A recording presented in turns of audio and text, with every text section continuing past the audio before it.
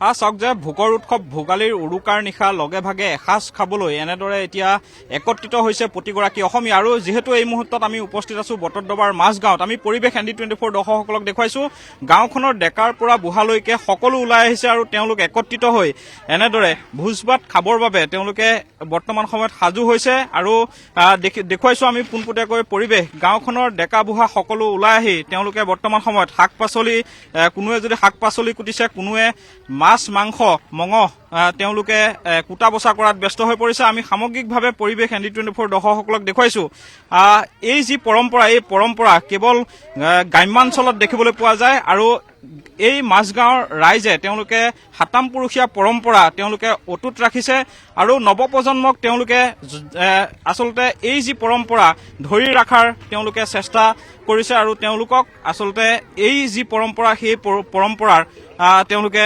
দেখুৱাইছে। মই আপোনাৰ ওচৰলৈ আহিছো, আজি আপোনালোকে যিহেতু ভোজ ভাত খাব, কি কি সাজু হৈছে? আজি আমাৰ হাঁহ আৰু মাছে আকৌ বিলাহী বেঙেনা আৰু মঙহ আছে নাই? মঙহ আছে, হাঁহে কোমোৰাই সেয়া আৰু হাঁহে মাহে আৰু কোমোৰা সৈতে তেওঁলোকে হাঁহৰ মাংস বনাব আৰু এনেদৰে সাজু কৰিছে। তেওঁলোকে মাছৰ লগত বিলাহী আৰু লাও তেওঁলোকে সাজু কৰিছে। মুঠৰ ওপৰত তেওঁলোকে উদৰ পূৰাই আজি এসাঁজ খাব। মই আপোনাৰ ওচৰলৈ আহিছো, কি ক'ব, কেনে অনুভৱ? হয়, আজি মানে আমাৰ বহুতেই ভাল লাগিছে। ইয়াত প্ৰতি বছৰে আমি এনেকৈ বোলে গোটেই গাঁৱৰ ৰাইজে লগ লাগি পেলাই এসাঁজ এনেকৈ খাওঁ উৰুকাৰ নিশা। আজি হ'ব হাঁহে কোমোৰাই হ'ব, তাৰপৰা আকৌ চব্জি হ'ব, মাছে আলু বিলাহী হ'ব। এনেকৈ আনন্দ ফূৰ্তি কৰি গোটেই সকলোৱে খাম আৰু। কেনেকুৱা? বহুত ভাল লাগি আছে আজি আমাৰ প্ৰতিদিন। হয়, এয়াই হৈছে মাজগাঁৱৰ পৰিৱেশ। আৰু মই আপোনাৰ ওচৰলৈ আহিছো, মই আপোনাৰ লগত কথা পাতিবলৈ বিচাৰিছো। যিহেতু আপুনি ইয়াত ৰন্ধা বঢ়া কৰিব, কি ক'ব এই যিটো পৰম্পৰা? এই পৰম্পৰা আমাৰ ঐতিহ্যৰ পৰাই চলি আহিছে, ঐতিহ্যৰ পৰাই আমি পালন কৰি আহিছোঁ। এনেদৰে ভোজে ভাতে এনেকৈ উৰুকাৰ ৰাতিটো আমি সদায় প্ৰতি বছৰে আমি খাওঁৱেই মিলি জুলি। যিহেতু অহা কাইলৈ আপোনালোকে মেজি জ্বলাব? হয়, কাইলৈ ৰাতিপুৱাতে আমি সোনকালে মেজি জ্বলাম, পৰম্পৰা হিচাপে মেজি জ্বলাম। হয়, এয়াই হৈছে অসমীয়াৰ বাপতিসাহোন ভোগালীৰ উৰুকাৰ নিশা তেওঁলোকে লগে ভাগে এসাঁজ খাবৰ বাবে একত্ৰিত হৈছে।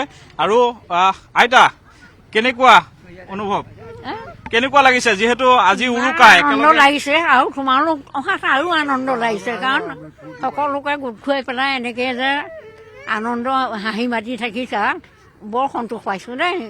লগে ভাগে এসাঁজ খাব, এসাঁজ খাম আৰু ৰন্ধাই ৰান্ধিছে, বহাই বাঢ়িব, কটাই কাটিছে, আমি আৰু বহি খোৱা মানুহ বহি খাম আৰু এসাঁজ খাম বুলিয়ে বহি আছো আৰু। কৃষ্ণ কৃষ্ণ। মই আপোনাৰ ওচৰলৈ আহিছো, কি ক'ব পোনতে অসমবাসী ৰাইজক কি ক'ব? যিহেতু এই যিটো পৰম্পৰা ভোগালী উৰুকাৰ নিশা লগে ভাগে এসাঁজ খোৱাৰ যিটো পৰম্পৰা, আপোনালোকৰ এই গাঁওখনত এই অতি সাতাম পুৰুষীয়া পৰম্পৰাটো আপোনালোকে ধৰি ৰখাৰ চেষ্টা কৰিছে, কি ক'ব নৱপ্ৰজন্মক?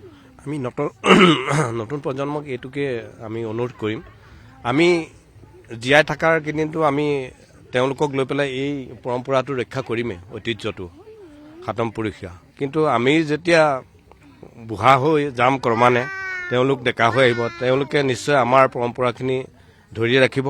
আৰু সেই মৰ্মে আমি একত্ৰিত হৈ ভেলাঘৰ মজিয়াত তেওঁলোকৰ সৈতে লগ লাগি এই ভেলাঘৰ কাম কাজবিলাকত সহায় কৰোঁ, দিহা পৰামৰ্শ দিওঁ।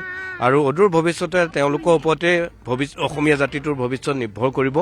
আৰু এই তেওঁলোকৰ ওচৰত আমাৰ ভগৱানৰ ওচৰতো প্ৰাৰ্থনা থাকিলে তেখেতসকলক দীৰ্ঘায়ু কৰি ৰখা, আমাৰ অঞ্চলৰ বাকী সুখ শান্তিৰে থাকক। আৰু সমগ্ৰ অসমক আমি এটি অনুৰোধ জনাম, এই বাপতিসাহোন বিহুৰ জৰিয়তে আমি ঐক্য সম্প্ৰীতি এনাজৰীৰ মাজেৰে যাতে আমি সকলো দুখ কাৰ্যৰ পৰা বিৰত থাকি আমি সকলো আনন্দিত হৈ এখন সুচলা সুফল অসম গঢ় দিব পাৰোঁ, তাই কামনা কৰি মোৰ বক্তব্য। হয়, এয়াই হৈছে অসমীয়াৰ বাপতিসাহোন ভোগালী বিহুৰ যি উৰুকাৰ নিশা তেওঁলোক গাঁওবাসী আচলতে একত্ৰিত হৈছে। আৰু আমি সামগ্ৰিকভাৱে পৰিৱেশ দেখুৱাইছো, এয়া হৈছে চাংঘৰ। আৰু তেওঁলোকে পথাৰৰ পৰা নৰা কাটি আনি তেওঁলোকে বাঁহেৰে এনেদৰে চাংঘৰ তেওঁলোকে প্ৰস্তুত কৰিছে। তাৰ সমান্তৰালকৈ যদি চোৱা যায়, তেওঁলোকে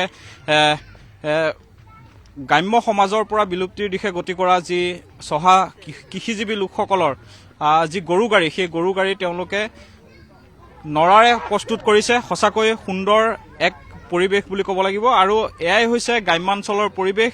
আৰু গ্ৰাম্যাঞ্চলৰ এই যি মাদকতা, এই মাদকতা কিন্তু চহৰত পোৱা নাযায়। আৰু এনেদৰে দেখিবলৈ পোৱা গৈছে প্ৰতিগৰাকী অসমীয়াই উৰুকাৰ নিশা লগে ভাগে এসাঁজ খাবলৈ একত্ৰিত হৈছে আৰু তেওঁলোকে লগে ভাগে এসাঁজ খাই আনন্দ ফূৰ্তি কৰা পৰিলক্ষিত হৈছে।